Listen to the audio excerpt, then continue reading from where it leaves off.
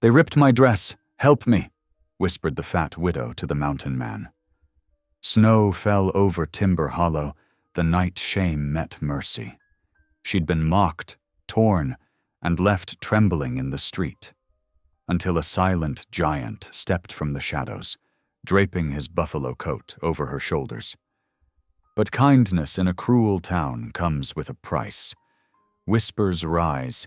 A hidden deed tied to the town's water spring stirs greed, and the widow's quiet courage becomes the one thing standing between a railroad man's lies and the soul of Timber Hollow. As fire lights the night and justice rides through snow and ash, two broken hearts must decide. Will faith be enough to mend what men destroyed? When a woman once shamed dares to stand before the law and say, "The Lord stitched something stronger that day," what happens when mercy becomes her weapon? And love her final defense? Drop a comment below and share which part of the world you're tuning in from today. If you enjoy stories like this, don't forget to subscribe for more. The bitter wind howled through Timber Hollow's darkening streets, carrying stinging pellets of snow that bit at Stella Belmore's exposed face. Her worn boots crunched against the fresh powder as she hurried from Mason's Mercantile, clutching her shawl tighter around her shoulders. The day's work of delivering finished dresses had left her fingers raw and aching from the cold. Behind her, the saloon door swung open, spilling lamplight and raucous laughter onto the snow. Heavy boots stumbled across the wooden boardwalk. Stella quickened her pace, her heart beginning to race. "Hey there, widow woman," a slurred voice called out. "Ain't you a sight for sore eyes?" Stella kept her eyes forward, praying they would leave her be. But the sound of multiple sets of boots crunching through snow told her otherwise. The miners were following. "Come on now, don't be unfriendly," another voice joined in, closer this time. "We got money to spend on them fine dresses you make." A rough hand grabbed at her skirt, yanking her backward. Stella stumbled, her basket of sewing supplies tumbling into the snow. Threads and needles scattered across the white ground as three miners circled her, their faces flushed with whiskey and cruel amusement. "Look at her, boys," the tallest one sneered, tugging again at her dress. "Bet she's got plenty to keep a man warm on a cold night." Laughter erupted around her as Stella tried to pull away. "Please," she whispered, her voice trembling. "Please let me pass." "Oh, she's begging now." The shortest miner, his breath heavy with spirits, grabbed her sleeve. The sound of tearing fabric cut through the winter air as the delicate cotton gave way. More laughter followed, sharp as icicles. Tears burned in Stella's eyes as she clutched at her torn sleeve. The shame of it all, her exposed arm, their mocking faces, the scattered contents of her life in the snow, crashed over her like a wave. She had endured their taunts before, but never had they dared to touch her, to damage her clothing that she worked so hard to keep presentable. From somewhere in the darkness came the sound of steady footsteps. A tall figure emerged from the shadows between buildings, moving with deliberate purpose. The miners' laughter died in their throats as Ryan Pike stepped into the dim light cast by the saloon's windows. Ryan said nothing at first, but his presence seemed to fill the entire street. His dark eyes took in the scene. Stella's torn sleeve, her scattered supplies, the way she trembled not just from cold, but from fear and shame. Without a word, he shrugged off his heavy buffalo coat, the fur still dusted with snow from his day in the mountains. "Evening, ma'am," he said quietly, his voice rough from disuse, but gentle as he draped the coat around her shoulders. The warmth of it enveloped her immediately, carrying the scent of pine and wood smoke. "May I see you home?" The miners shuffled backward, suddenly finding great interest in their boots. Ryan's reputation as a former cavalry scout was well known, as was his skill with both rifle and knife. but it was the quiet steel in his eyes that sent them scurrying back toward the saloon's warm embrace. Ryan knelt and began gathering Stella's scattered supplies, his large hands careful with each delicate spool and needle.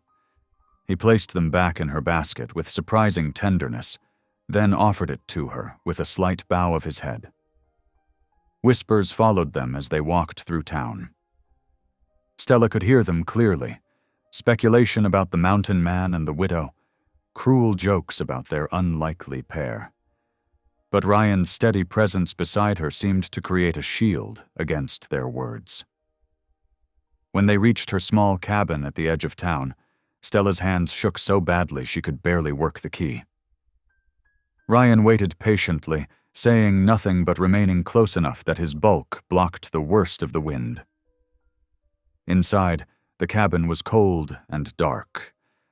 Stella moved to the stove with practiced steps, her fingers fumbling with matches until a small lamp cast its warm glow across the humble space. A chair lay overturned from her hasty departure that morning, and Ryan righted it without comment. "Thank you," Stella managed finally, her voice barely above a whisper. "I'm sorry to have troubled you." Ryan shook his head slowly. "No trouble, ma'am." He gestured to his coat, still around her shoulders. "Keep it for tonight. I'll collect it tomorrow, if that suits." Stella clutched the warm fur closer, overwhelmed by this simple kindness. "That's very generous, but I couldn't possibly—" "You can," he said simply. "And you will." A ghost of a smile touched his usually stern face. "Ain't proper to argue with a lady." With that, he touched the brim of his hat and slipped out into the night, closing the door carefully behind him. Stella stood for a long moment, surrounded by the lingering warmth of his coat and the first real kindness she had known since her husband's death 3 years before. Moving to her bedside, Stella sank to her knees, the buffalo coat still wrapped around her shoulders like an embrace. "Lord," she whispered into the quiet room, "I asked for courage to face another day. I never expected—" Her voice caught as tears finally spilled down her cheeks. "Thank you for sending someone to remind me I'm not alone." The wind continued to howl outside her window, but for the first time in years, Stella felt truly sheltered. As she prepared for bed, she carefully hung Ryan's coat near the stove to keep it warm for tomorrow. Her torn sleeve would need mending, but somehow that small task didn't seem as daunting as it would have just hours before. In the quiet of her cabin, surrounded by the lingering scent of pine and wood smoke from Ryan's coat, Stella realized that sometimes courage came not in facing trials alone, but in accepting help when it was offered. She had prayed for strength, never knowing that her prayer had already been answered in the form of a quiet mountain man stepping from the shadows exactly when she needed him most. The small clock on her mantel ticked steadily, marking time in a world that suddenly felt a little less cold, a little less lonely. Tomorrow would bring what it would. But tonight, Stella slept peacefully, wrapped in the warmth of unexpected kindness and the first stirrings of hope she had felt in years. Dawn broke over Timber Hollow, with fresh snow blanketing the ground. Stella woke to the rhythmic sound of hammering outside her cabin. Her heart jumped at first, but the steady, purposeful nature of the noise spoke of honest work rather than mischief. Wrapping herself in her shawl, she peered through the frost-etched window. There, in the pale morning light, stood Ryan Pike. His broad shoulders were hunched against the cold as he worked at her porch railing, replacing rotted boards with fresh lumber he must have carried from town. Stella hastily dressed and stoked the stove, her hands trembling slightly as she measured coffee into the pot. The aroma of fresh coffee soon filled the small cabin, mingling with the scent of biscuits she'd set to baking. When she opened her door, Ryan straightened up, touching the brim of his hat. "Morning, ma'am. Hope I didn't wake you." Not at all, Stella replied, hugging her shawl closer. But why are you? Railing was fixing to give way, he said simply, gesturing to where the wood had indeed begun to rot. Wouldn't be right, leaving it dangerous like that. Stella watched as he fitted another board into place, his movements sure and practiced.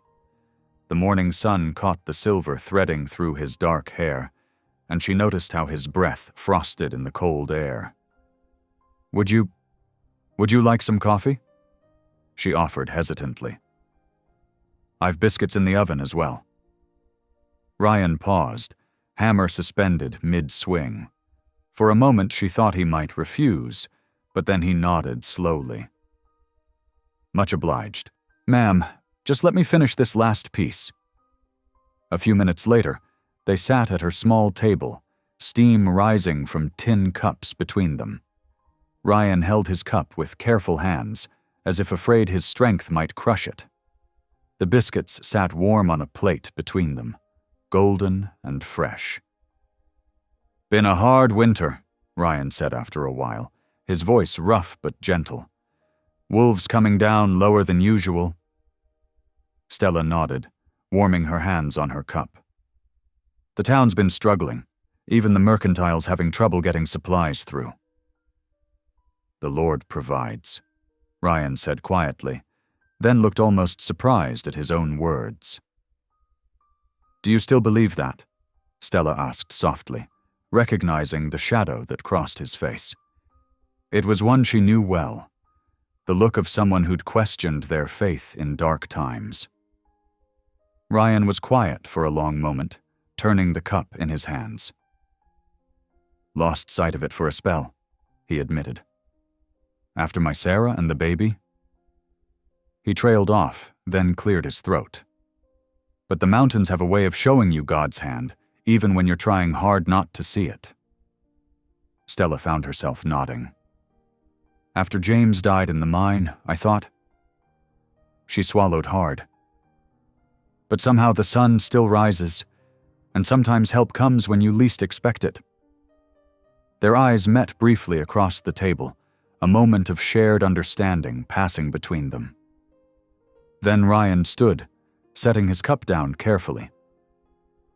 Best finish that railing before the snow starts again, he said, but his voice was warmer than before. Later that morning, Stella made her way to the mercantile for thread to mend her torn sleeve. The bell above the door announced her entrance, and conversations hushed momentarily before rising again in pointed whispers. Heard Pike was at your place this morning, Mrs. Henderson said, her voice carrying across the store. You ought to be careful there, Stella. That man keeps to wolves more than people. Ain't natural, the way he lives up in them mountains, another woman added. And after what happened to his family. Stella felt heat rise in her cheeks, but she held her head high. Mr. Pike was kind enough to fix my porch railing, she said clearly, and showed more Christian charity than I've seen in a while. The whispers followed her all the way home, but Stella found they didn't sting quite as much as they used to. Sunday dawned clear and cold. The little church at the edge of town was full as people sought warmth in both body and spirit. Stella sat in her usual spot, halfway up on the left, and wasn't surprised to see Ryan slip in just as the service began, taking his place in the back pew. When the preacher called for testimonies, Stella rose before her courage could fail her. Her voice shook at first, but grew stronger as she spoke. I want to thank the Lord for sending help when it was most needed, she said clearly, and thank Mr. Pike for showing Christian kindness to a neighbor in need. The church grew very quiet. In the back pew, Ryan lowered his head, his hands clasped tightly before him. Something that might have been a tear glinted in the morning light before he quickly brushed it away. As the congregation filed out into the cold afternoon, Stella noticed Ryan had already slipped away. But when she returned home after the service, she found a neat stack of split firewood on her porch, enough to last several days. There was no sign of who had left it, but she knew. That evening, as the sun set behind the mountains, Stella carefully folded Ryan's buffalo coat. She'd brushed it clean and mended a small tear she'd found in the lining. Setting it on her porch, she whispered a quiet "thank you" into the gathering dusk. The coat was gone by morning, but Stella found fresh tracks in the snow leading up toward the mountains. They spoke of quiet strength and gentle kindness, of faith lost and found, and of the mysterious ways the Lord worked to bring comfort to lonely hearts. The morning wind carried the sound of wolves howling in the distant peaks, but somehow their song seemed less lonely than before. Stella smiled as she began her day, the memory of shared coffee and honest words warming her heart despite the winter chill. The late winter sun streamed through Stella's cabin window as she sorted through James's old trunk. She hadn't touched it since his death 2 years ago, but spring cleaning waited for no widow's grief. The familiar scent of leather and tobacco rose from the weathered container, bringing memories of happier days. Her fingers brushed against smooth paper tucked beneath James's old mining clothes. Curious, she pulled out a yellowed document, its edges worn, but text still clear. Belmore Claim, Timber Hollow Spring. The official seal caught the light, and her heart quickened as she traced James's signature at the bottom. "I never knew," she whispered to the empty room. James had mentioned claims before, but she'd assumed they'd all been worthless after the mine accident. This one looked different, though, more official, with carefully drawn boundaries and precise legal language. A knock at the door startled her. She quickly folded the paper and tucked it into her apron pocket before opening the door to find Elliot Murch, the railroad company's local agent, standing on her porch with a package. "Mrs. Belmore," he said, tipping his hat. His citified clothes and polished boots seemed out of place against her humble cabin. "Another delivery from Denver for you. More dress patterns, I believe." "Thank you, Mr. Murch." Stella reached for the package, but Murch's sharp eyes had caught the corner of paper peeking from her apron. "What's that you have there?" he asked, his tone casual but interest keen. "Looks like an old deed or some such." Stella hesitated, one hand moving protectively to her pocket. "Just some of James's papers. I was cleaning today." "May I?" Murch held out his hand, and something in his too smooth manner made Stella wary. Still, refusing might seem suspicious, so she carefully unfolded the document. Murch's eyes scanned the paper quickly, though his expression remained carefully neutral. "Ah, one of those old spring claims. Worthless now, of course. The company's got water rights all through here." He reached into his vest pocket. "Tell you what, I'll give you $10 for it. Save you the trouble of dealing with expired paperwork." The offer was quick. Too quick. Stella remembered James teaching her to bargain at the general store. If someone's eager to buy, there's usually more value than they're letting on. "That's kind, Mr. Murch," she said carefully, "but I think I'll hold on to it for now, for memory's sake." Murch's smile tightened slightly. "As you wish, Mrs. Belmore, though there's no sense cluttering up your life with worthless paper." He tipped his hat again and turned to leave, his boots crunching in the remaining patches of snow. Stella watched him go, her hand pressed against the deed in her pocket. The spring mentioned in the claim. She knew it well. It was the one that fed the stream running through town. The same water that kept gardens alive and livestock watered through the dry seasons. Later that afternoon, the familiar sound of boots on her porch brought a smile to her face. Ryan Pike's quiet knock was followed by his customary, "Afternoon, Mrs. Belmore." "Come in, Mr. Pike," she called, already reaching for the coffee pot. "You're just in time." Ryan ducked through the doorway, removing his hat. He'd been helping her with odd jobs around the cabin since that night he'd rescued her, though he never stayed long. Today, however, Stella was glad for his counsel. "I found something today," she said, placing the deed on the table between them. "I'm not sure what to make of it." Ryan's weathered hands carefully unfolded the document. His eyes narrowed as he read, taking in every detail. "This is your husband's claim to Timber Hollow Spring," he said slowly, "the main water source for the whole town. Mr. Murch offered to buy it this morning, said it was worthless." Ryan's jaw tightened. "Murch, the railroad man?" He stood and paced to the window, looking out toward town. "Mrs. Belmore, this claim is far from worthless. That spring feeds everything for miles around. If the railroad gets control of it..." "What do you mean?" "I've seen it before." Ryan's voice was heavy with memory. "Up near Silver Creek. Railroad came in, bought up water rights. Next thing you know, they're charging folks just to water their horses. Dried up whole communities when people couldn't pay." Stella's hands trembled as she poured their coffee. "What should I do?" "First thing is to get this recorded proper with the marshal." Ryan's expression was grim but determined. "I'll ride with you, if you're willing." An hour later, they rode into town together, Ryan on his sturdy mountain horse, and Stella on a borrowed mare from the livery. She'd insisted on coming herself. This was her husband's legacy, after all. The marshal's office was a small wooden building near the center of town. Inside, Marshal Thompson looked up from his desk, surprise crossing his features at the unlikely pair before him. "Mrs. Belmore, Pike," he nodded. "What brings you two here?" Stella placed the deed on his desk. "I need to know if this claim is still valid, Marshal."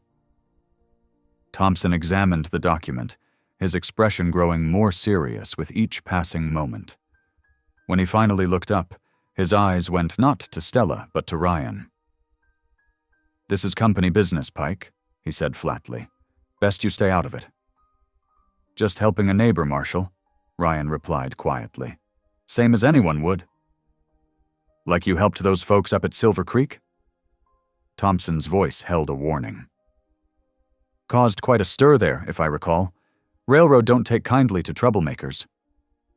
Stella looked between the two men, sensing an old tension. "Marshal Thompson, please. I just need to know if my husband's claim is legal." Thompson sighed, handing the deed back. "It's legal enough, Mrs. Belmore. But my advice, take whatever offer the railroad makes.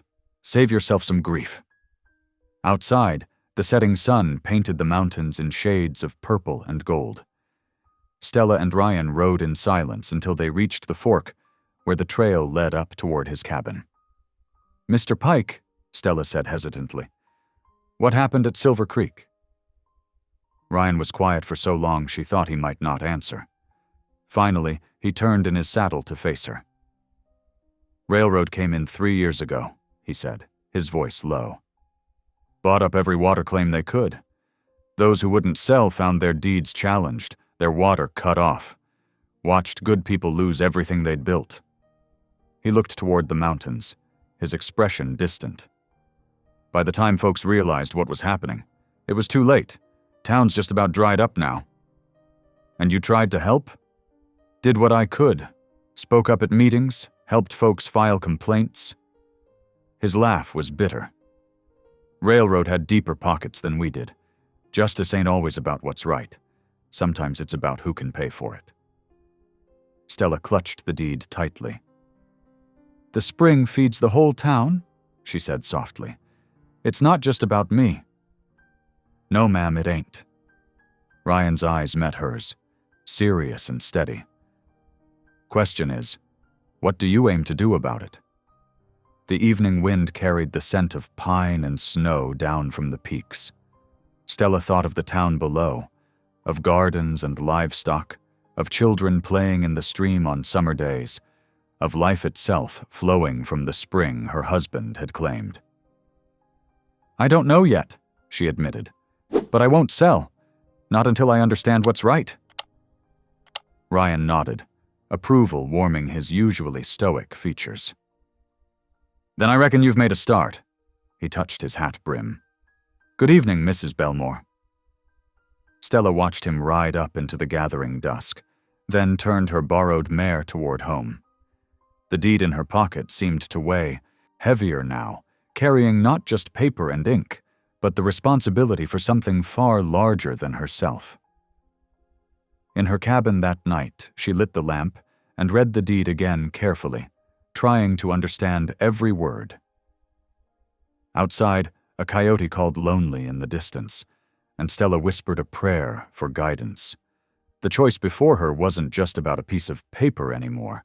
It was about stewardship, about doing right by the land and the people who depended on it. The morning sun cast long shadows across Timber Hollow as Ryan Pike led a dappled mare from the livery stable. Stella Belmore waited nearby, adjusting her heavy shawl against the crisp mountain air. She'd agreed to let Ryan teach her proper mountain riding, something she'd need if she was to check on the spring claim herself. "This here's Maple," Ryan said, patting the mare's neck. "Steady as they come, perfect for learning." He showed Stella how to check the cinch strap and stirrups, explaining each step with patience. "I've only ever ridden in town," Stella admitted, watching carefully. "James always said mountain trails were too dangerous." Ryan's expression softened at the mention of her late husband. "They can be if you don't know what you're doing. That's why we're starting slow." He held the reins while Stella mounted, correcting her posture gently. "Sit deep in the saddle. Let your weight settle natural-like." They started with basic exercises in the meadow behind the livery. Ryan showed her how to read the mare's ears, how to shift her weight on different slopes, and most importantly, how to trust her mount's sure-footedness. "Mountain horses know their business," he explained, riding beside her on his own sturdy gelding. "Your job is to stay balanced and let them work." As the morning wore on, Stella's confidence grew. The familiar ache in her legs reminded her of younger days, when she'd ridden more often. Ryan proved to be a patient teacher, his quiet encouragement helping her overcome each moment of uncertainty. "Ready to try the trail?" he asked after she'd mastered the basics. "The old Belmore cabin isn't far. Might be good to see where your spring claim starts." Stella nodded, though her heart quickened at the thought. The trail wound up through stands of pine and aspen, growing steeper as they climbed. Ryan led the way, pointing out landmarks and teaching her to watch for loose rocks. "James used to come up here regular," she said, remembering. "Said it was his thinking spot." "Man chose well," Ryan replied. "Good water, good timber. Protected from the worst storms, too." The cabin appeared around a bend, small but solid, built from squared logs with a tin roof that gleamed in the sunlight. Stella's throat tightened at the sight. She'd never visited while James was alive, always too busy with her sewing to make the trip. Ryan helped her dismount, then tied both horses to a hitching post that still stood straight despite the years. Snow began to fall in, lazy spirals as they approached the cabin door. Inside, dust motes danced in the light streaming through small windows. A simple plank table stood against one wall, an iron stove in the corner. But it was the ceiling beams that caught Stella's attention. There, carved in careful letters, were verses from Scripture. "The Lord is my shepherd," she read aloud, her voice trembling. "I shall not want. He maketh me to lie down in green pastures. He leadeth me beside the still waters." Ryan stood quietly beside her as she moved from beam to beam, reading each verse James had carved. Psalm 23, Proverbs 3 verses 5 and 6, John 7 verse 38 about living water flowing. "He was marking his prayers," she whispered, touching the rough-cut letters. "All this time I never knew." "Man's faith leaves marks," Ryan said softly. Something in his voice made Stella turn. He was looking at the verses with an expression she'd never seen before, a mixture of longing and recognition. "When did you stop believing, Mr. Pike?" she asked gently. He was quiet for a long moment. "After Sarah and the baby died, couldn't see the point anymore." He touched one of the carved verses. "But sometimes I miss it." Stella reached out, hesitating only briefly before placing her hand on his arm. "Faith's like this spring, maybe, always flowing, even when we can't see it." Ryan's eyes met hers, something warming in their depths. Then he cleared his throat and moved toward the door. "Best have our lunch before the snow gets heavier." They shared cornbread and dried apples on the cabin's small porch, watching the snow drift down. The mountains rose around them like silent guardians, their peaks disappearing into low clouds. Neither spoke much, but the silence was comfortable, like a warm quilt on a cold day. As they prepared to ride back, Stella took a last look at the cabin. "I'd like to come again," she said. "Maybe clean it up a bit." Ryan nodded. "I'll help if you'd like. Place deserves looking after." The ride down was easier than Stella expected. She found herself noticing things she'd missed on the way up. Columbine growing in rocky crevices, the way sunlight filtered through pine boughs, the gentle sound of the spring somewhere beneath the snow. That evening, after Ryan had seen her safely home, Stella lit her lamp and settled into her rocking chair. Her fingers found familiar comfort in needle and thread as she began working on a new quilt. But this time, instead of her usual patterns, she began embroidering scripture verses along the borders. The first verse she chose was from the cabin, Psalm 23. Her stitches formed each letter carefully, just as James had carved them. She worked late into the night, the lamp burning low as she added more verses, each one a testament to faith and hope. The next day, she took her work to the mercantile, where she sometimes sold her quilts. Sarah Thompson, the marshal's wife, stopped to admire the intricate embroidery. "Why, Stella," she exclaimed, "I've never seen anything so fine. However do you make such tiny stitches?" Soon, other women gathered around, touching the delicate work with appreciative fingers. Even Mrs. Henderson, who usually turned up her nose at Stella's plain quilts, lingered to study the verses. "I'd pay good money for work like this," she declared. "Perfect for my daughter's wedding chest." Stella's heart lifted. She'd been worried about paying the spring claim taxes, but perhaps her quilts could help. "I'd be happy to make one for your daughter," she offered. "I've got some nice muslin saved back." As the women discussed patterns and prices, none of them noticed Elliot Murch standing in the shadows near the store's back room. He watched the gathering with calculated interest, noting how the other women deferred to Stella now, how her quiet confidence had grown. Later, as Stella walked home with an order for 3 quilts in her pocket, she felt a deep sense of peace. The verses she'd discovered in James's cabin had awakened something in her. Not just memories, but purpose.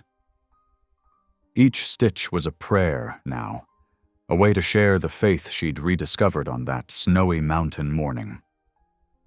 She thought of Ryan, standing in the cabin's dusty light, touching those carved verses with such longing. Perhaps faith was like her embroidery, one small stitch at a time, creating something beautiful from simple thread and patience. The snow had stopped, leaving the world clean and quiet. Stella paused at her gate, looking toward the mountains where the spring flowed faithful and free. Tomorrow she would start a new quilt, but tonight she would pray for wisdom, for courage, and for a lonely mountain man who was beginning to remember what it meant to believe. The first warm days of spring brought more than just melting snow to Timber Hollow. As patches of muddy ground emerged between crusty drifts, so too did whispers emerge from shadowy corners, spreading like early morning frost. Stella noticed the change gradually. First, it was the way conversations would stop when she entered Henderson's mercantile. Then came the sidelong glances during Sunday services, the way some townsfolk would bunch together, heads bent low in discussion, only to scatter when she approached. It wasn't until Martha Jenkins, usually so friendly, drew her aside after church that Stella understood the source of the whispers. "I hate to be the one to tell you this," Martha said, twisting her handkerchief. "But folks are talking. About you and that mountain man Pike. They're saying he's—" She lowered her voice. "Only interested in your water claim." The words hit Stella like a physical blow. "Who's saying such things?" "Well, Mr. Murch mentioned something to my Thomas about Pike having a history of—" Martha glanced around nervously. "Of taking advantage of vulnerable women for their property." Stella's cheeks burned. "That's not true.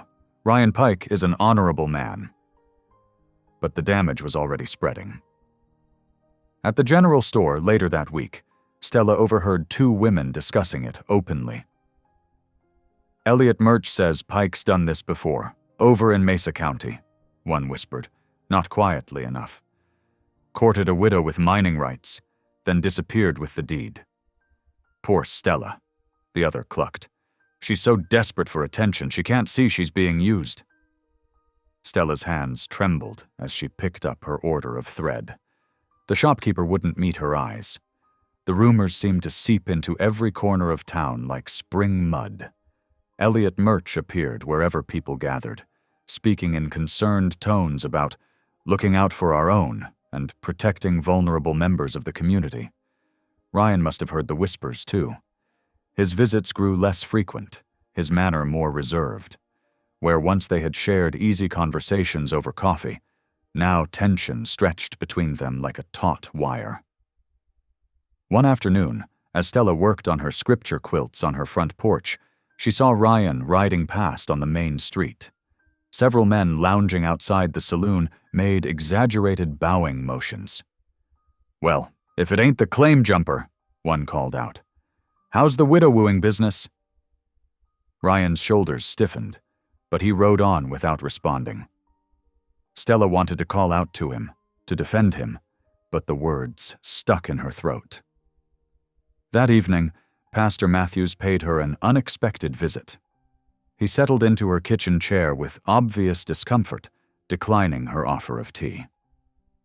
"Miss Belmore," he began, "you know I've always admired your faithful heart." "But?" Stella prompted, knowing what was coming. The pastor sighed. "But as your spiritual advisor, I must warn you to guard appearances. Your friendship with Mr. Pike is causing concern in the congregation." Stella's needle flew through the quilt in her lap, each stitch precise despite her anger. "The congregation seems more concerned with gossip than truth, Pastor." "Nevertheless," he persisted, "a widow must be especially careful of her reputation. Perhaps it would be wise to distance yourself from Mr. Pike, at least until this talk dies down." Stella set her quilting aside and looked the pastor in the eye. "When my James died, this town watched me struggle. Ryan Pike was the first person to show me real kindness. I won't renounce his friendship because of lies and whispers." "But your standing in the community?" "My standing is with the Lord," Stella said firmly. "He knows the truth of hearts, Pastor, and so do I." After the pastor left, Stella sat in the gathering darkness, her fingers tracing the embroidered verses on her latest quilt. "The Lord is my light and my salvation. Whom shall I fear?" The words of Psalm 27 brought comfort, even as tears threatened.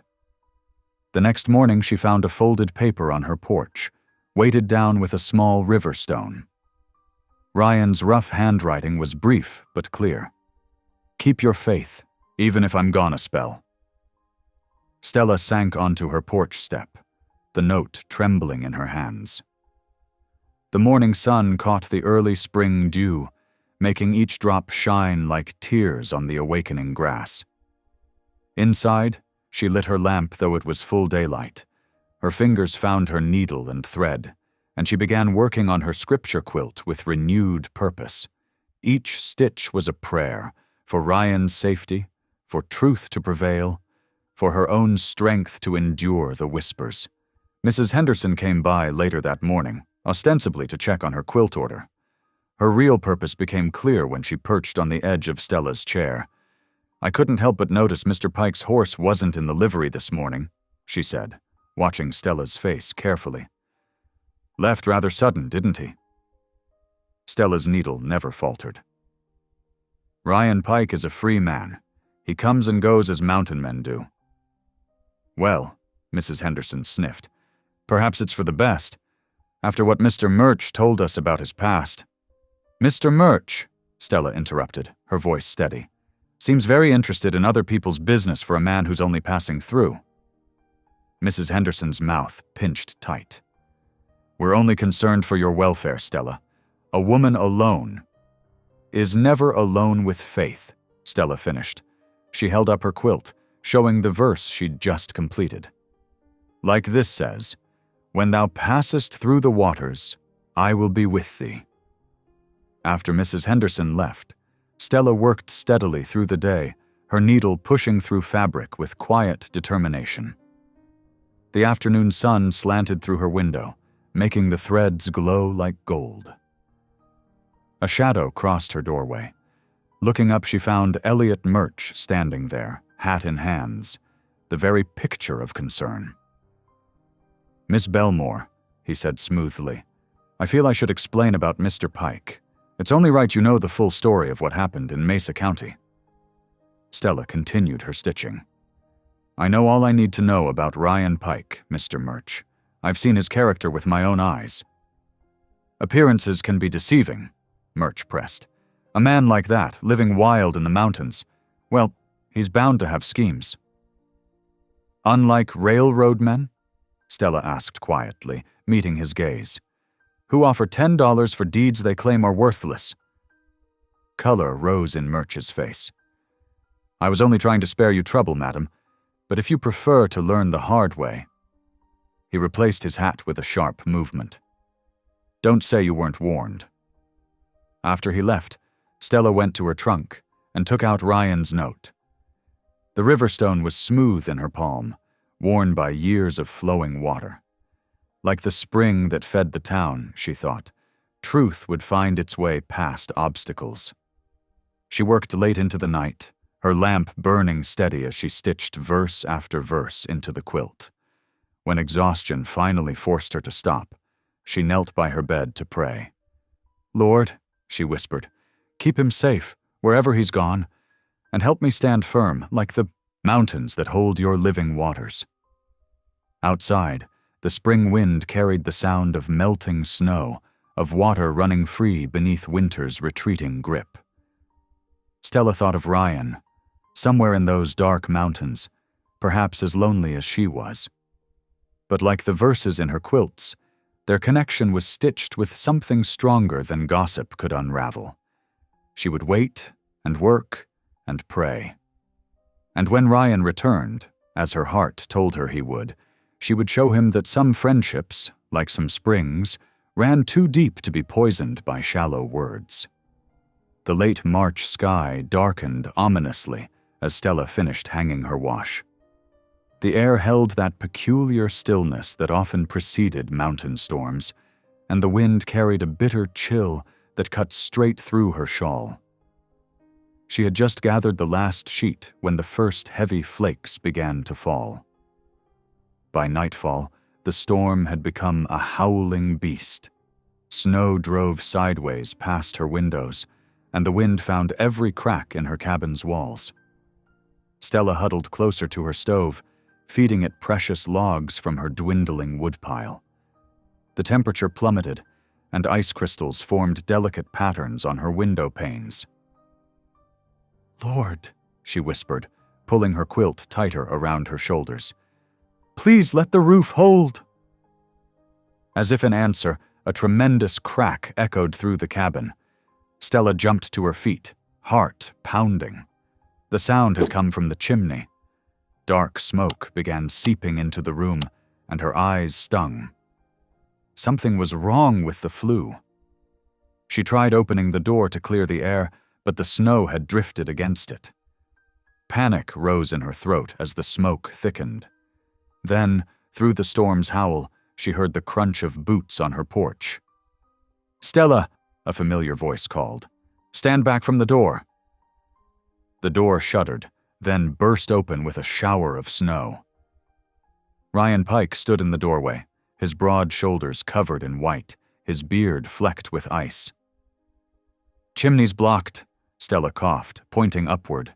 Without a word, Ryan shed his coat and climbed onto her roof. Stella could hear his boots above her head as he worked. Minutes later, the smoke began drawing properly again, and fresh air filled her lungs. Ryan returned, covered in soot and snow. "Ice dam," he explained, stamping his boots. "Built up and collapsed into the chimney. Storm's getting worse. I brought you something."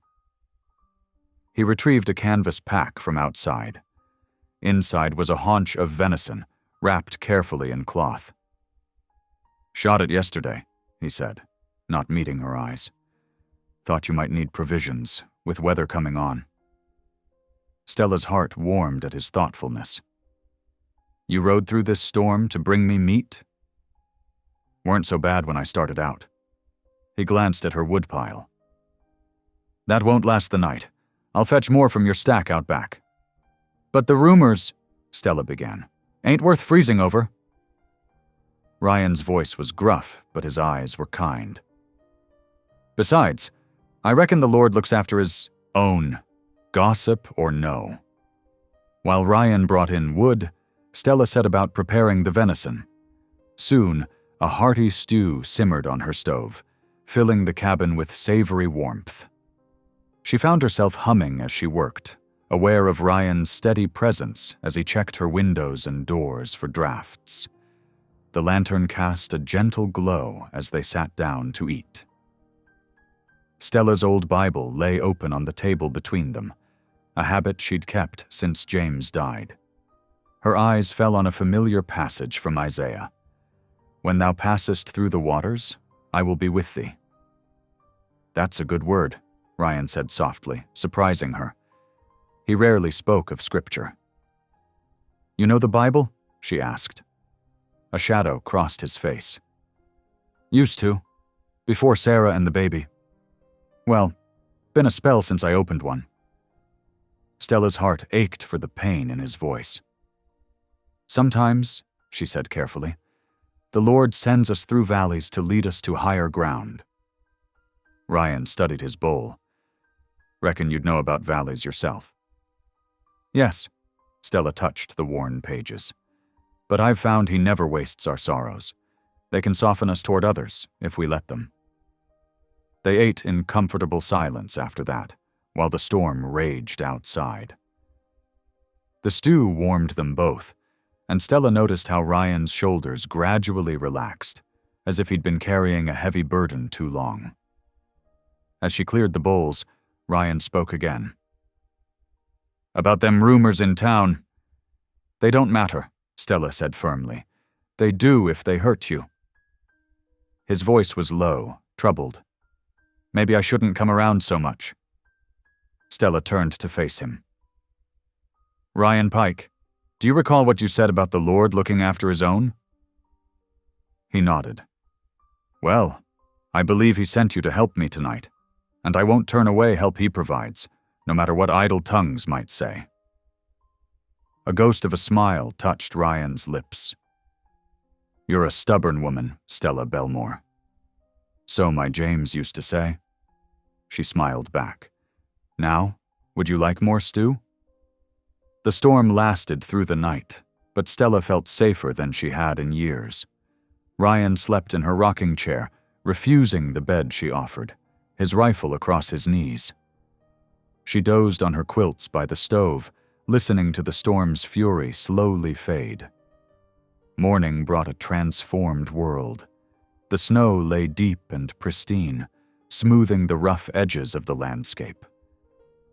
The sun broke through, setting every crystal sparkling. Storms broke, Ryan said, returning from checking her livestock. But the spring trail should be passable by afternoon. Might be worth seeing how it weathered the freeze. Stella agreed, and after the sun had done its work, they set out. Ryan led the way, breaking trail through the fresh snow. The air was crisp and clean, and their breath formed white clouds in the stillness. The spring lay in a protected hollow, surrounded by bare aspens. As they approached, Stella heard the welcome sound of running water. The spring had stayed clear, despite the storm's fury. Sunlight caught the ripples where the water emerged, from the earth, making them dance like liquid gold. "It's beautiful," Stella breathed. "Like God's own fountain," Ryan agreed. He helped her down a slightly icy slope, his hand strong and steady. When they reached level ground, neither let go. They stood there, hands joined, watching the spring's endless flow. Stella felt something shift in her heart, like ice breaking up after a long winter. She glanced at Ryan and found him looking at her with an expression that made her cheeks warm despite the cold. "Thank you," she said softly, "for coming back." His fingers tightened gently around hers. "Reckon I couldn't stay away if I tried?" The sun climbed higher, making the snow sparkle like diamonds. Around them the aspens creaked softly in the breeze, and the spring sang its eternal song of renewal. Stella's heart felt full to bursting with a joy she'd thought was lost to her forever. They remained there, hands clasped, watching the water flow clear and strong from the earth. Neither spoke. They didn't need to. Some truths, like some feelings, ran deeper than words could reach. Like the spring itself, they simply were, pure and constant, a gift from above. Elliot Murch paced the railroad office, his polished boots wearing a path in the dusty floorboards. The spring claim paperwork lay spread across his desk, mocking his failed attempts to secure it. He'd offered Stella Belmore 3 times what the land was worth, yet she'd refused. His superiors in Denver were growing impatient. Through the grimy window, he watched Stella crossing the street, her plain dress and shawl billowing in the spring wind. Several townsfolk nodded to her with newfound respect. Her quilts, embroidered with scripture, now hung in half the parlors in Timber Hollow. Even the banker's wife had commissioned one. Murch's fingers curled into fists. That mountain man, Pike, had complicated everything. The two of them together had turned his simple land acquisition into a public spectacle of virtue. "Time for a different approach," he muttered, reaching for his coat. Behind Hanson's livery, he found exactly the sort of men he needed. 3 dusty drifters with hard eyes and quick hands. They listened carefully as Murch explained the situation, their expressions brightening at the mention of payment. "Just pressure," Murch emphasized, counting out silver dollars. "No real harm. Make her understand she's better off selling." The leader, a weather-beaten man called Jed, pocketed the money with a yellow-toothed grin. "We'll convince her, right enough." That evening, as Stella prepared her supper, heavy boots thundered on her porch. 3 strangers filled her doorway, led by a tall man whose smile never reached his eyes. "Evening, Ms. Belmore," Jed drawled. "Heard tell you got some tax troubles." Stella's hand trembled on her soup ladle, but her voice stayed steady. "My taxes are my concern, sir." "Thing is," Jed stepped inside uninvited, "county don't take kindly to delinquent. Property. Shame if you got evicted. Cold world for a woman alone." "I'm not alone," Stella said firmly, "and I'd thank you to leave my house." The men laughed, an ugly sound. "That mountain man ain't here now, is he? Rode out this morning, we saw him go." Stella's heart skipped. She'd watched Ryan leave at dawn, headed for the county seat to seek legal counsel about her claim. He'd promised to return in 3 days. "The Lord is with me," she said, lifting her chin. I fear no evil. Lord don't pay taxes, woman. Jed picked up one of her quilts, rubbing the fine stitching with dirty fingers. Shame if something happened to your pretty sewing work, or that new fence Pike built you. Stella's fear hardened into something else, anger at their casual cruelty, at their attempt to frighten her into submission. Get out, she commanded, her voice stronger than she'd known it could be. They left, but their threats lingered like smoke in her cabin. That night, she wrote to Ryan by lamplight, her pen scratching across the paper. Dear friend, I must tell you how grateful I am for your steadfast kindness these past months. The Lord has blessed me through your friendship in ways I never expected. Whatever comes, know that you've helped restore my faith, in both God and myself. Your friend always, Stella.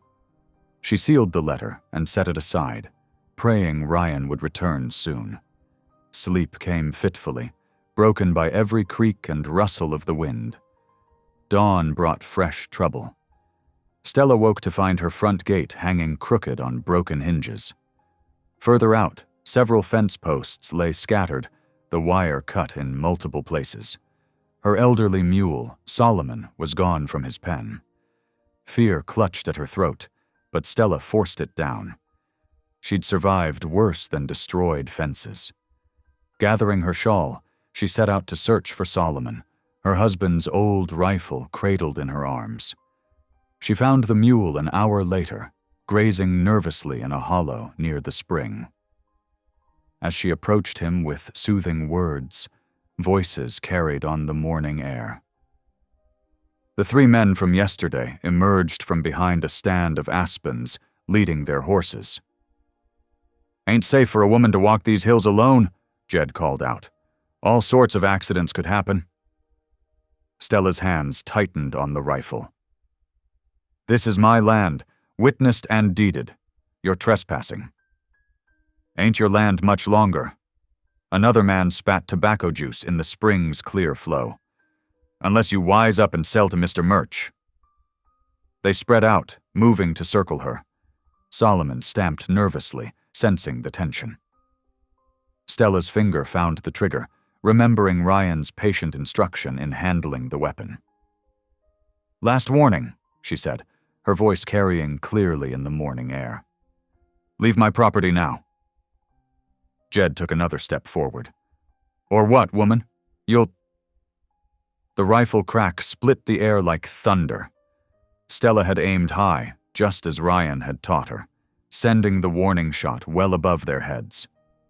Still, all three men ducked, cursing.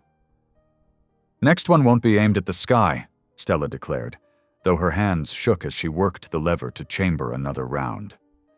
The men exchanged glances, their bravado cracking. This wasn't the easy intimidation they'd been paid for. Without another word, they mounted their horses and rode off, but Jed's parting look promised this wasn't over. Stella waited until they were out of sight before sagging against a tree trunk, her legs weak with relief. Solomon nuzzled her shoulder sympathetically. Well, old friend, she whispered, scratching his grayed muzzle. Reckon we showed them something, didn't we? She led the mule home slowly, watching the spring's water dance over rocks in the morning light. The sight steadied her. God's provision flowed endless and pure, like His grace. No amount of human greed could stop it.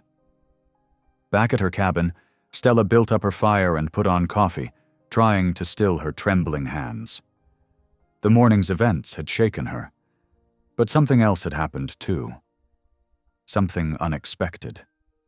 For the first time since James died, she'd stood her ground.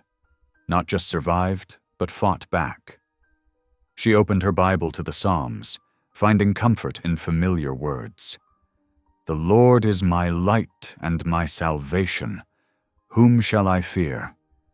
Outside, spring birds called to each other in the warming air. Stella straightened her shoulders and began planning how to mend her fences. There would be more trouble coming. She could feel it in her bones. But she wasn't the same woman who had once fled from jeering miners in tears. The letter to Ryan still lay on her table, sealed and waiting. She added a postscript. P.S. Come home safe, dear friend. There's work yet to be done here. The afternoon sun cast long shadows across the muddy street as Ryan Pike's horse picked its way into Timber Hollow.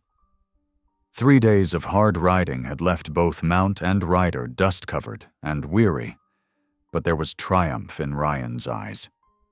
He guided his horse straight to Stella's cabin, his saddlebags heavy with documents from the county seat. Stella burst from her door at the sound of hoofbeats, her face lighting up with relief. Ryan, thank the Lord you're back safe. He dismounted stiffly, taking in the broken fence and the determination in her bearing. Heard talk in town about trouble. You all right?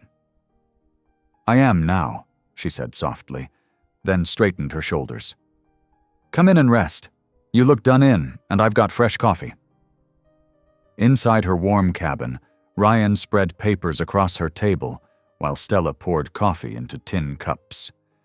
His big hands smoothed the wrinkled sheets with unusual gentleness. Your deed's ironclad, Stella, he said, tapping one document. Registered proper back in '68. Spring water rights are yours clean through. Railroad can't touch it without going through court proceedings. And even then... He took a deep breath. Way the lawyer explained it, they'd have to prove public necessity. That's a mighty tall order. Stella sank into a chair, relief washing over her face. So they can't just take it? No, ma'am, they cannot. Ryan's voice held quiet satisfaction. Murch and his bunch been counting on frightening you into selling cheap, but the law's on your side. Stella's hands trembled as she lifted her coffee cup. Those men who came, they threatened worse than legal action. Ryan's expression darkened. Tell me. As Stella recounted the confrontation at the spring, Ryan's jaw tightened, but pride flickered in his eyes when she described firing the warning shot. You did right, he said simply. Showed them you weren't easy prey. I was terrified, she admitted, but something in me just wouldn't bend anymore. She met his eyes. Your teaching helped, not just with the rifle, but, she gestured vaguely, with standing tall. Ryan looked down at his coffee, moved by her words. After a moment, he said quietly, Town's been spreading ugly talk about my intentions toward you and the claim. I know, Stella's voice was firm, and tomorrow at church, I aim to set that right. Ryan's head snapped up. Stella, you don't need to... Yes, I do. She reached across the table and touched his rough hand. You've been nothing but honorable, Ryan Pike. It's time folks knew it. The next morning dawned clear and cool. Stella wore her best dress, the one she'd sewn with tiny flowers along the collar. Ryan cleaned up proper, though he still looked uncomfortable in his Sunday coat, as they walked together to the white-painted church. Whispers followed them down the aisle. Ryan took his usual place in the back pew, but Stella surprised him by sitting right beside him, her head held high. Several townsfolk turned to stare, and Elliot Murch, seated near the front, wore a look of barely concealed fury. The service proceeded as usual until prayer requests were called for. Stella rose slowly to her feet, her heart pounding but her voice steady. I have something to say, she began. The congregation turned to face her, and she drew strength from Ryan's solid presence beside her. There's been talk about Ryan Pike's character and about his friendship with me. Ugly talk, born of misunderstanding and maybe fear. She paused, gathering her thoughts. When my James died, I thought surely God had abandoned me. Folks were kind at first, but kindness fades. I learned to bear the mockery, the cruel words about my size, my loneliness. I stopped expecting better. Several faces in the congregation flushed with shame. remembering their own unkind words or laughter. But then, Stella continued, her voice growing stronger, God sent me a protector. Not a man seeking advantage, but a true Christian friend. When drunks were pulling at my skirts, Ryan Pike stepped in. When my porch needed mending, he asked nothing in return. When threats came against my property, he sought legal help to defend my rights. She turned to face the congregation fully. Some of you call him a hermit, a man who keeps to wolves. But I tell you this, I've seen him pray over his food, watched him gentle wild horses with patience, not force, heard him speak of God's glory in the mountains he loves. If that's keeping to wolves, then perhaps we need more wolf keepers among us.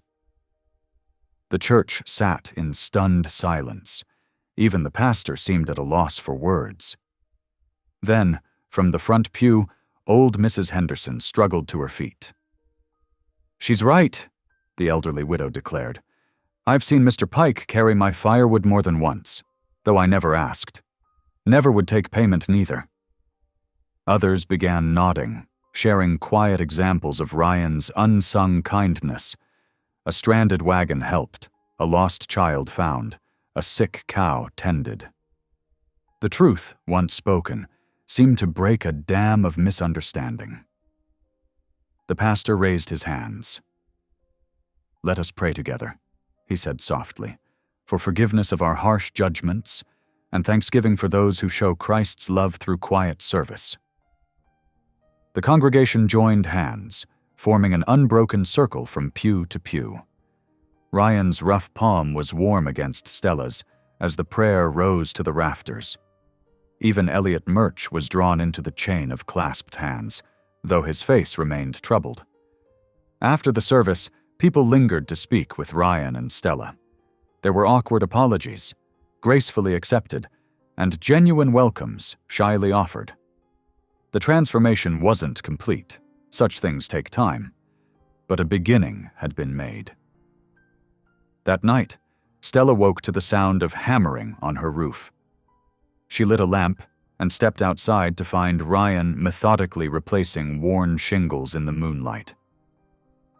"Ryan Pike," she called up. "What are you doing on my roof in the dark?" "Storm coming," he answered matter-of-factly. "Saw the clouds building west. This section's been wanting attention." "It's the middle of the night. Best time for it. Air's cool, shingles hold better." He worked as he talked, each nail driven true despite the dim light. Besides, couldn't sleep anyway. Too much feeling today. Stella understood. Ryan wasn't a man comfortable with attention, even the kindly sort. Working with his hands helped him find his balance again. "I'll make coffee," she said simply, and went to stir up her cook stove. The sky was just beginning to pale when Ryan finally climbed down. They sat together on her porch steps, sharing coffee and watching dawn creep over the mountains. A flash of blue caught Stella's eye, the first bluebird of spring darting between fence posts. "Look," she breathed, pointing. Ryan smiled, really smiled, the expression transforming his weathered face. "First one I've seen this year. Ma used to say they bring good fortune." "They bring hope," Stella said softly. "New beginnings." They sat in comfortable silence as more bluebirds appeared, their bright wings catching the morning light as they danced through the spring air. The broken fence would need mending, and there were surely more challenges ahead. But watching the birds, Stella felt her heart lift with a joy she'd almost forgotten existed. God's grace, she realized, often came wearing the most unexpected faces. Sometimes it looked like a mountain man with quick hands and a quiet heart, building righteousness one roof shingle at a time. The morning sun rose golden over Timber Hollow, touching everything with promise of renewal. The peace of that spring morning didn't last. As dusk settled over Timber Hollow, Stella sat at her table, reading her Bible by lamplight. The day's warmth had faded, leaving a bitter chill that crept through the cabin's walls. Ryan had ridden into the hills that morning to check his trap lines, promising to return the next day with fresh meat. A sharp crack outside made her jump. Stella marked her place in scripture with a cotton thread and moved to the window. The darkness beyond the glass was absolute, but something felt wrong. The night was too quiet. No coyotes, no owls, not even the whisper of wind in the pines. Another crack, closer this time. Then voices, low and mean. "Light it up, boys." Stella's heart stopped. Through the window she saw the first orange flicker against her shed. The flames caught quickly, racing up the dry wood. More firelight bloomed, torches being thrown onto her roof, her porch against the walls. The crackle of burning wood filled the air. "No!" she cried out, but smoke was already seeping through the floorboards. She grabbed her shawl and ran for the door, then stopped. The deed. She couldn't leave without the deed. Coughing, she fumbled through her trunk until her fingers closed around the paper and her precious Bible. The heat was intense now. Flames licked through the ceiling and burning debris rained down. Stella clutched her treasures to her chest and ran. The door handle burned her palm, but she yanked it open and stumbled onto the porch. Dark figures moved in the firelight. "There she is!" someone shouted. She recognized the voice, one of Murch's men. Stella fled into the darkness, her bare feet crunching in the spring snow. Behind her, cruel laughter mixed with the roar of flames. She ran blindly, branches whipping her face, her nightdress snagging on thorns. The cold bit deep, but terror drove her forward. Finally, her legs gave out. She collapsed beneath a massive pine, gasping for breath. The orange glow of her burning home lit the sky behind her. Everything she owned, everything she'd built since James died, all of it was turning to ash. The night grew colder. Stella huddled against the pine trunk, shivering violently. Her feet had gone numb, and her hands were raw from scrambling through the underbrush. But she kept the deed and Bible pressed tight against her heart, refusing to let go. Hours passed. The moon rose and set. Stella drifted in and out of consciousness, her prayers becoming mumbled whispers. "Please, Lord, please." A light bobbed in the distance. Stella tried to make herself smaller, pressing into the shadows. But then she heard it. Ryan's voice, calling her name. "Stella! Stella, where are you?" "Here!" she tried to shout, but her voice came out as a croak. "Ryan, here!" The lantern light swung closer, then running footsteps, and Ryan's strong hands were lifting her from the snow. His face in the lamplight was wild with worry. "Dear God," he breathed, seeing her condition. He shrugged out of his heavy coat and wrapped it around her. "You're frozen half to death." "They burned it," Stella whispered through chattering teeth. "They burned my home." "I saw the smoke from the ridge." Ryan's voice was thick with anger. "Rode hard as I could, but—" He gathered her into his arms, careful of her injuries. "Hold tight to me now." Stella pressed her face into his chest as he carried her through the dark forest. His heartbeat was strong and steady against her ear. She kept one hand clenched around her Bible and the deed, even as consciousness began to fade again. She came to in Ryan's mountain cabin. Fire crackled in the stone hearth, and warm blankets were tucked around her.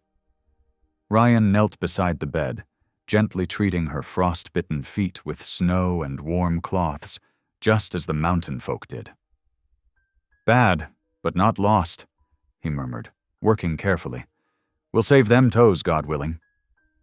Stella tried to sit up, but dizziness forced her back down. Her throat felt raw from smoke, and burns stung along her arms. "The deed. Safe here." Ryan nodded to where her Bible and the paper lay on a nearby table. You held on to them something fierce. Had to pry your fingers open, gentle as I could. Tears welled in Stella's eyes as the full weight of what had happened hit her. They took my home, Ryan, she whispered. Her voice broke. Everything I had. Ryan's hands stilled their work. He looked up at her, his eyes fierce with emotion. Not everything, he said softly. They didn't take your spirit, didn't take your faith. His rough fingers squeezed her hand. And they sure didn't take your hope. Stella drew a shaky breath, clinging to his words. No, she agreed. They didn't take my hope. Through the cabin's small window, she could still see the orange glow on the horizon where her home burned. But Ryan's presence beside her was solid and sure. And even in this darkest moment, she felt God's hand at work. She might have lost her walls, but she hadn't lost her foundation. Ryan resumed tending her feet, his touch gentle despite his calloused hands. Rest now, he said. You're safe here. Come morning. We'll figure our next steps.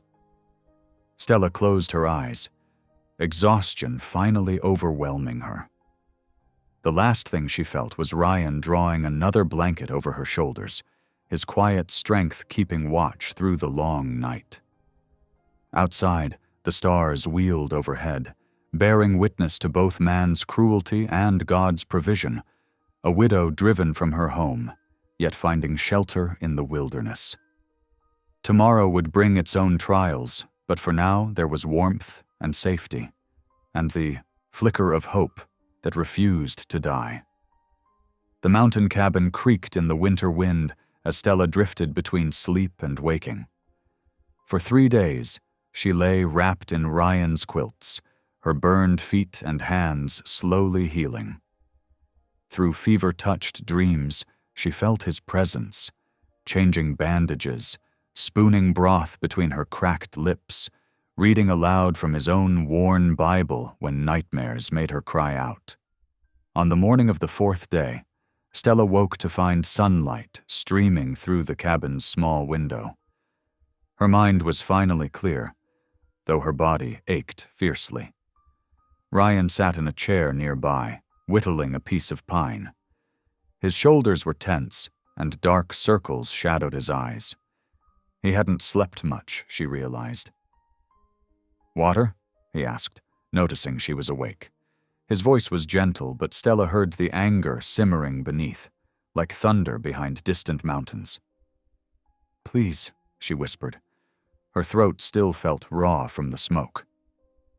Ryan helped her sit up, supporting her back with one strong arm while she sipped from a tin cup.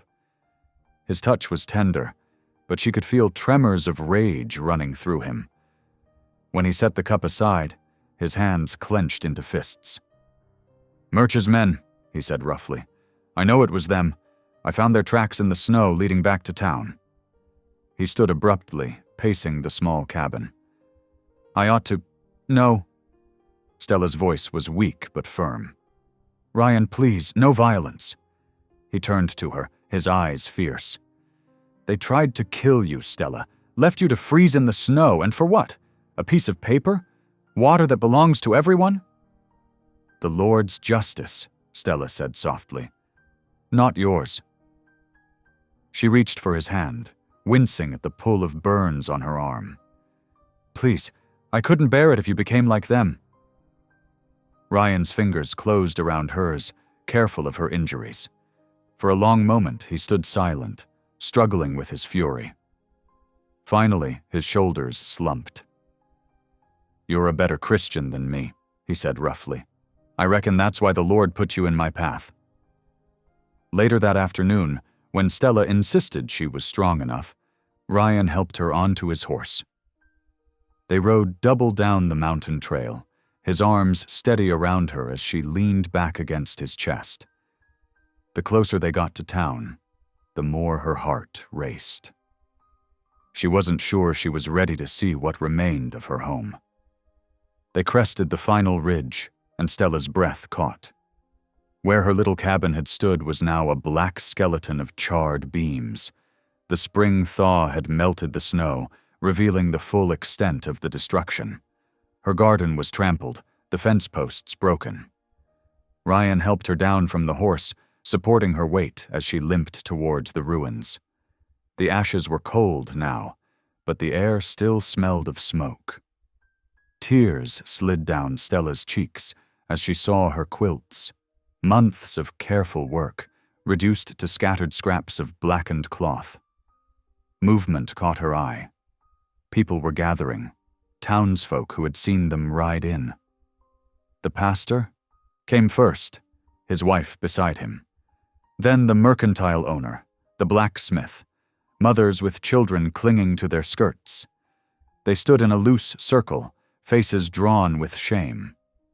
"We heard the fire," the blacksmith's wife said quietly. "Saw the smoke, but we were afraid." "Afraid of Murch's men," the pastor finished, "afraid to stand against the railroad." He stepped forward, hat in his hands. "God forgive us, Mrs. Belmore. We should have done something." Stella swayed slightly, and Ryan's arm tightened around her waist. "What's done is done," she said. Her voice was tired, but held no bitterness. "The Lord knows all hearts."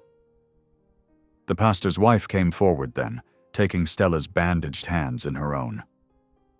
"You'll stay with us at the church," she said firmly. "We've made up the back room with a proper bed. It's not much, but—" "It's more than enough," Stella interrupted, squeezing the woman's fingers despite the pain. "Thank you." More townspeople stepped forward then, offering what they could. The mercantile owner promised cloth for new quilts. The blacksmith volunteered to salvage what metal he could from the ruins.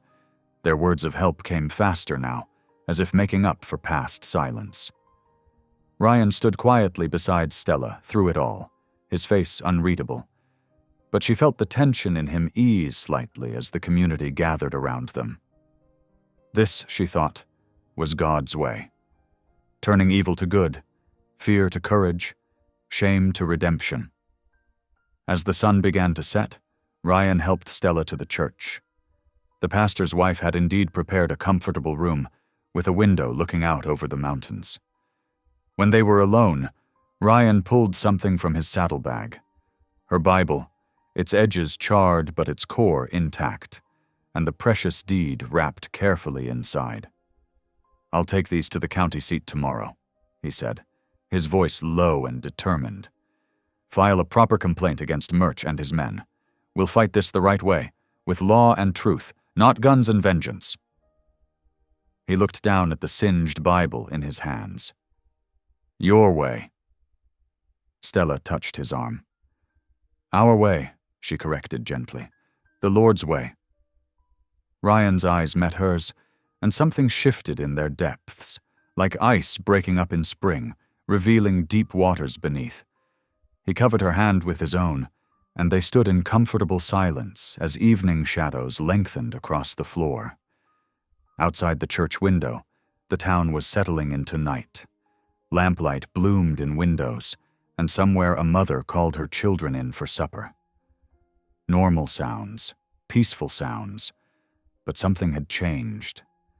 The people of Timber Hollow had faced their own weakness and chosen to stand stronger. And in a small back room, a mountain man and a widow found their paths merging, guided by faith toward justice rather than revenge. Ryan carefully placed the Bible and deed in his saddlebag, his movements deliberate and sure. Tomorrow would bring its own battles, but tonight, watching him prepare for the journey ahead, Stella felt peace settle over her like a familiar quilt. The Lord's justice might move slower than man's vengeance, but it moved with purpose, healing hearts even as it righted wrongs. The future was uncertain, but of one thing Stella was sure. God had not brought them this far to abandon them now. The morning sun had barely kissed the mountaintops when Ryan and Stella set out for the county courthouse. Dawn painted the sky in gentle pinks and golds, as if nature itself blessed their journey. Stella sat atop a borrowed mule, a gentle creature lent by the pastor's wife, while Ryan rode his own horse beside her. The early spring air held a bite, but Stella drew warmth from the heavy shawl wrapped around her shoulders and the quiet determination in her heart. Their breath frosted in the cool morning as they followed the winding road through pine-covered hills. Ryan kept close, watching Stella for signs of fatigue. Her burns were healing, but the 10-mile ride to the courthouse would test her strength. "You sure you're up for this?" Ryan asked softly, guiding his horse alongside her mule. Stella nodded, straightening her back despite the ache. "The Lord didn't give me these trials just to turn back now." She adjusted her grip on the reins, careful of her bandaged hands. "Besides, I reckon some things are worth hurting for." Ryan's eyes softened at her words. He'd seen that same quiet courage in her time and again, when facing down mockery, when standing up to Murch's men, when watching her home burn. Now she rode beside him, tired but unbowed, seeking justice rather than vengeance. The courthouse rose before them as they entered the county seat, a solid brick building with white columns and high windows. Already, a small crowd had gathered on the steps. Word of the spring dispute had spread, drawing curious onlookers and concerned citizens from neighboring towns. Ryan dismounted first, then helped Stella down from her mule. Her legs trembled slightly, but her chin remained high as they climbed the courthouse steps.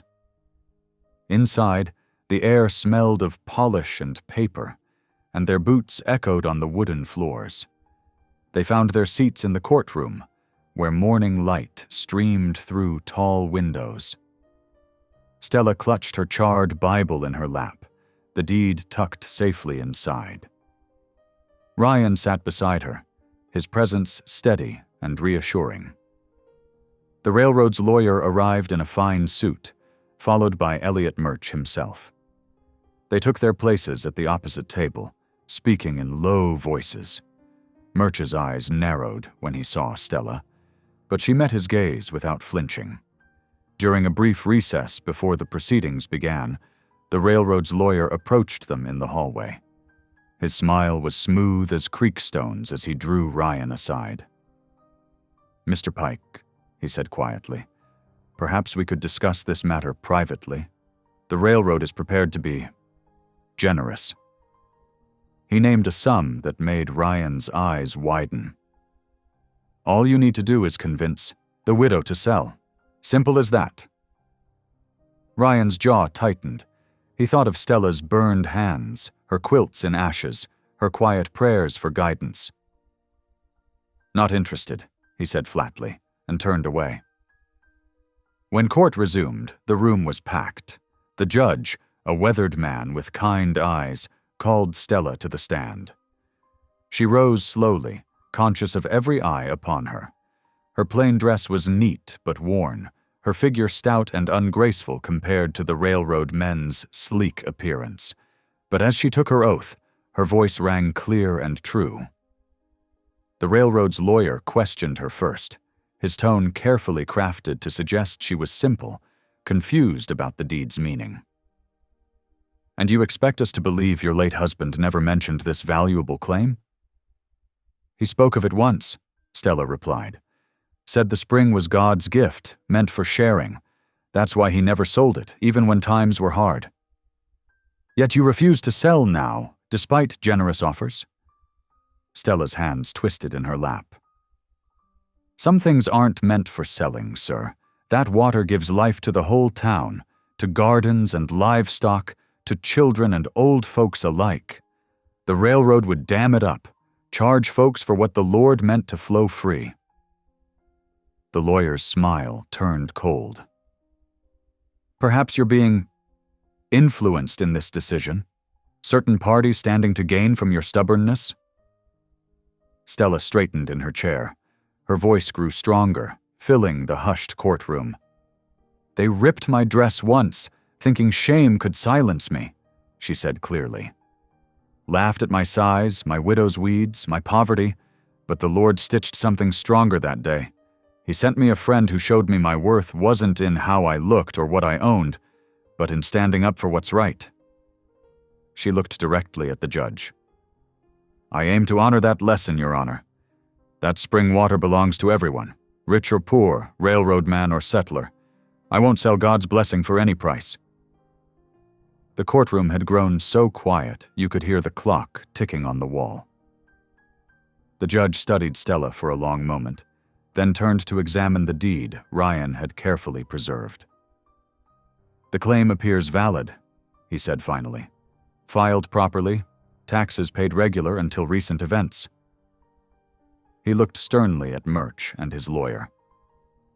"Moreover, I've received sworn statements about threats, property destruction, and attempted intimidation of Mrs. Belmore. This court takes a very dim view of such tactics." The judge's gavel cracked like thunder in the silent room. "The Belmore Spring claim is hereby confirmed as valid and binding. The waters are to remain public, under Mrs. Belmore's protection as trustee. Any interference with this ruling will be met with the full force of the law." For a moment, nobody moved. Then someone started clapping, the pastor's wife, who had come to support them. Others joined in, the applause spreading through the courtroom like ripples in a pond. Stella's eyes filled with tears as she stepped down from the witness stand. Ryan met her halfway down the aisle, offering his arm for support. His eyes shone with pride and something deeper, something that made Stella's heart flutter despite her exhaustion. "You did it," he said softly. Stella shook her head. "We did it," she corrected, "with the Lord's help." They walked out of the courthouse together into the bright spring sunshine. The crowd parted respectfully, some offering congratulations, others simply nodding in acknowledgement. Murch and his lawyer hurried past, faces dark with defeat. At the bottom of the steps, Ryan helped Stella mount her mule for the journey home. She settled into the saddle, tired but peaceful. Justice had been served, not through violence or vengeance, but through truth spoken in faith. The ride back to Timber Hollow would be long, but Stella didn't mind. Each hoofbeat carried them closer to home, not just to buildings and boundaries, but to the deeper meaning of the word. Home was where faith took root, where courage bloomed, where God's love flowed as freely as the spring water they had fought to protect. Ryan rode beside her, a comfortable silence between them. The morning sun warmed their shoulders as they started down the trail, leaving the courthouse and its victory behind. But they carried something precious with them, the knowledge that sometimes the Lord's justice came not in thunder and lightning, but in the quiet strength of a widow's testimony and a mountain man's steadfast faith. 6 weeks after the courthouse victory, spring sunshine warmed the Colorado mountains. The morning air carried the sweet scent of new pine needles and fresh-cut lumber as hammers rang out across Timber Hollow. Where Stella's cabin had once stood, a dozen men worked steadily, raising new walls from the ashes. Among them stood Pete Morrison and Jim Tucker, the same miners who had torn her sleeve that winter night. Now they measured boards with careful precision, their faces ruddy with honest work instead of whiskey. The change in them mirrored the transformation that had swept through the whole town since the trial. Stella watched from beneath a canvas awning where she had set up a temporary kitchen. Her hands moved steadily, kneading dough for the workers' lunch, while her mind wandered to the settlement, money safely deposited in the bank. The railroad had paid handsomely for their misdeeds, enough to rebuild twice over. But she had other plans for those funds. "Miss Stella?" young Tommy Baker called out, hauling a bucket of water from the spring. "Pa says we'll have the roof beams up by sundown." "Much obliged, Tommy," she smiled, noting how the boy no longer snickered at her size or whispered behind his hand. Instead, he lingered hopefully near her baking table, where a plate of morning biscuits cooled. "Help yourself," she said warmly, and take some to your pa and the others." As Tommy scampered off with his prize, Stella caught sight of Ryan riding in from the hills. He'd been splitting shingles since dawn, the steady thunk of his axe echoing down the valley. Now he dismounted smoothly, leading his horse to water. Their eyes met across the busy yard. So much had changed since that first night he'd sheltered her with his coat. The town's respect, hard won through their stand against the railroad, had drawn Ryan out of his solitude bit by bit. Though he still kept mostly to himself, he no longer seemed to carry quite so heavy a burden of grief. "Brought you them shingles," he said, approaching her table. His voice was quiet as always, but held a warmth that made her heart flutter. "Reckon we'll need everyone. Way this place is growing." Stella nodded, taking in the scope of the construction. What had started as a simple cabin replacement had evolved into something larger, a proper home, with a generous kitchen and spare room for visitors. The townsfolk had insisted, contributing labor and materials beyond what she could have imagined. "It's more than I deserve," she said softly. Ryan's weathered face creased. "No such thing as more than you deserve, Stella. You stood up for what's right. Folks remember that." She brushed flour from her apron, gathering her courage. "Speaking of remembering, I've made a decision about the settlement money." Before she could continue, Pastor Matthews arrived with his wagon, bringing another load of lumber. The construction crew gathered round to help unload, and Stella's words had to wait. The afternoon passed in a blur of activity.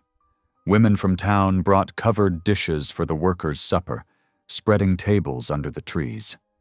Children darted between stacks of lumber, playing hide and seek. Even Elliot Murch's former men had come to help, their rough hands gentle now with hammer and saw. As the sun began to set, Stella finally found her moment. She asked Ryan to walk with her up to the spring, where the water bubbled clear and sweet over moss-covered rocks. "Your cabin," she said simply. "The one that burned when you helped me. I want to rebuild it." Ryan stared at her, confusion crossing his face. "My cabin? But Stella, the settlement money is yours. You need it for—" "We both lost something," she interrupted gently. "And we'll start again together." She touched his arm, feeling the strength in him and the hesitation. "Let me do this, Ryan, please." For a long moment he said nothing. Then, slowly, he covered her hand with his own. "Together," he repeated softly, as if testing the word's weight. When they returned to the construction site, Stella announced her plan to the gathered workers. To her surprise, there was no protest, only nods of understanding and offers to help.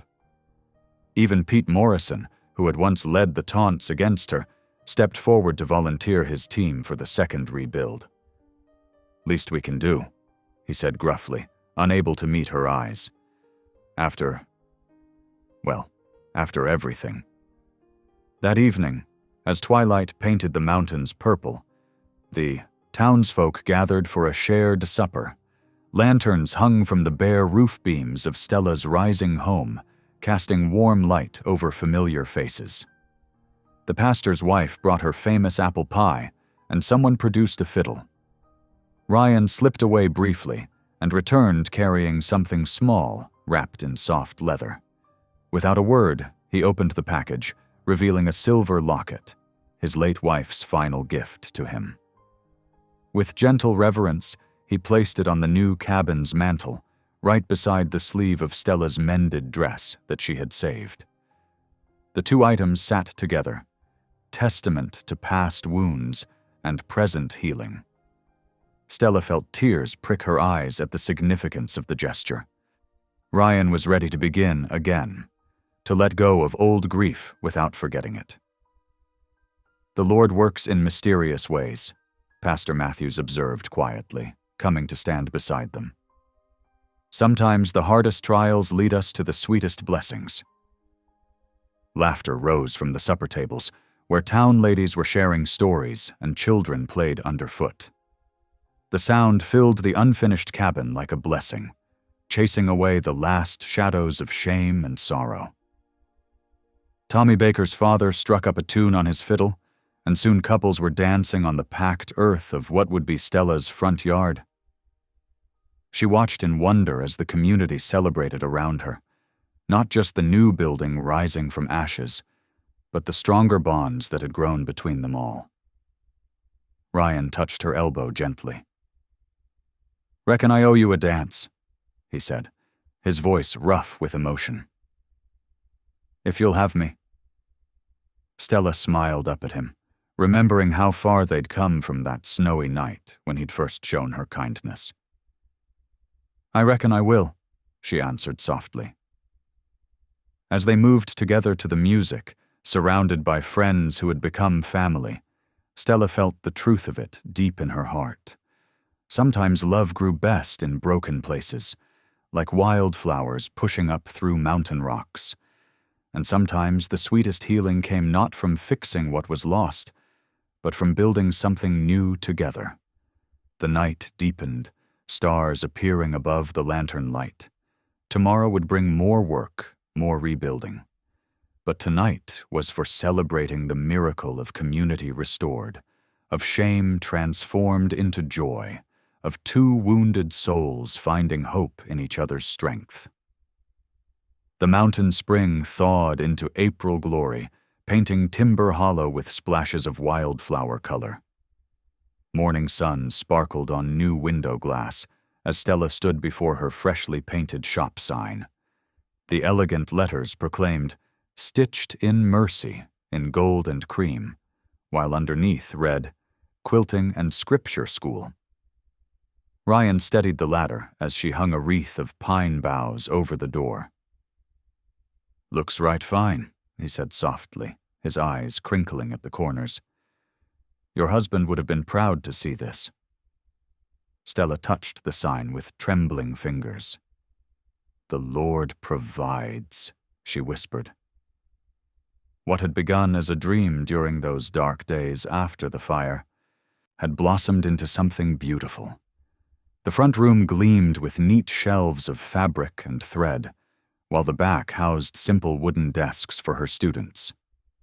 Inside, the morning light streamed through tall windows, catching dust motes that danced above stacked quilting frames. The walls, freshly whitewashed, displayed carefully mounted scripture verses that Stella had embroidered during the rebuilding. Each stitch had been a prayer, each word a testament to hope restored. "Miss Stella!" Young voices carried through the open door as her first students arrived. 3 sisters in patched but clean dresses, carrying baskets of dried apples and fresh eggs. Their mother followed, arms full of fabric scraps saved from winter sewing. "For the quilting class," she explained shyly, "and some victuals for your pantry." Stella welcomed them with warm hugs. More families arrived, bearing similar offerings: jam jars, dried herbs, balls of yarn, even a precious length of calico from the mercantile owner's wife. Each gift represented healing, for these were the same townspeople who had once whispered and pointed. Ryan excused himself quietly to tend the garden he'd planted behind the shop. Through the back window, Stella watched him work the soil with sure hands. The spring that had caused so much trouble now fed neat rows of vegetables and herbs, with young apple trees marking the boundaries. He'd built a simple irrigation system that brought clean water right to her door, and the excess flowed freely for anyone in need. The morning passed in a pleasant blur of activity. Stella taught the older girls basic embroidery while helping the younger ones practice their letters. They traced Bible verses in chalk on small slates, sounding out words between giggles and whispered conversations. "My pa says Mr. Murch left on yesterday's stage," one girl mentioned, as she carefully stitched a flower pattern. "Said he couldn't show his face in town no more, after what he'd done." Stella nodded quietly. The railroad man's disgrace had been complete when his forged documents came to light during the trial. Last she'd heard, the company had dismissed him, and his fine suits couldn't hide the shame in his eyes as he'd skulked toward the stagecoach. As afternoon shadows lengthened, the students departed with proud smiles and completed samplers. Stella swept the wooden floor, straightened the desks, and began preparing for the evening quilting circle. The shop had become exactly what she'd prayed for, a place of learning, healing, and community. Through the window she could see Ryan still working in the garden. He'd removed his coat in the spring warmth, and sun glinted off his silver-streaked hair. Something in her heart squeezed tight as she watched him plant a row of climbing roses along the fence. Not penance anymore, she realized, but peace in honest work and quiet purpose. As dusk painted the mountains purple, Ryan came in through the back door, carrying fresh herbs for their supper. He paused, taking in the sight of her setting out quilting hoops in the lamplight. The tender look in his eyes made her blush. "Shall we say grace?" she asked softly. He nodded, and they joined hands in the gentle evening light. "Lord," Ryan began, his voice rough with emotion, "we thank you for new beginnings built from ashes, for mercy that flows like clear springs, and for hope that grows in broken places." "Amen," Stella whispered, feeling the truth of it in her bones. From the ashes of their separate griefs had risen something beautiful, a mission of mercy, a community restored, and two hearts healing side by side. The lamp cast warm light through the windows as evening settled over Timber Hollow. Tomorrow would bring more students, more stitches, more small steps toward redemption. But tonight was for gratitude, for the simple joy of work well done, and prayers answered in unexpected ways. The afternoon sun slanted golden through the shop windows, casting warm light across the wooden floor of Stitched in Mercy. Stella was organizing her thread collection when she heard timid footsteps at the door. A small girl stood there, no more than 10 years old, clutching her torn skirt hem with trembling fingers.